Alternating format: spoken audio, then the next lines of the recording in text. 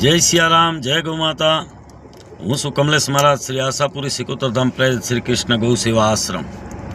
मित्रों, कहेवानी बात ए छे, अत्यारे आम तो श्रावण मास चाली रह्यो छे, बहु पवित्र, अने एनी अंदर वधारे वधारे लोको शिवनी उपासना करे छे अने करवी पण जोईए ग्रहो माटे।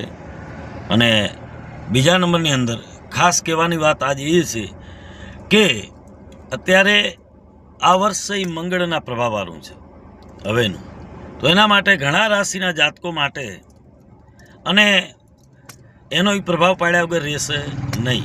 तो आपणे विशेष हवे मंगळ एटले बधा मंगळनुं ज करशे, शनि तो कोक शनिनुं ज करशे।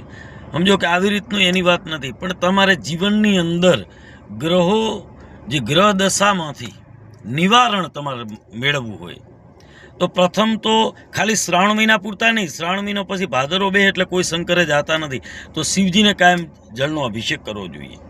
बीजा नंबरनी अंदर कन्टिन्युअस, बीजा नंबरनी अंदर रोटली लेवानी, सरसवनुं तेल चोपड़वानुं, थोड़ुं घी लगाववानुं, गोळ अने चणानी दाळ, मगनी दाळ, चोखा આવી રીતે સપ્તધાન્ય ભેગા કરવાના, એમાં થોડાક ગોળની કાંકરી એક નાની મૂકવાની અને પડીકું વારી અને રોજે રોજ ગૌ માતાને ખવડાવવાથી કરજામાંથી મુક્તિ મળશે, તમારા ગ્રહો બળવાન થશે અને તમારી જે ધારણાના જે તમારા કામ હશે એ બધા થવા લાગશે।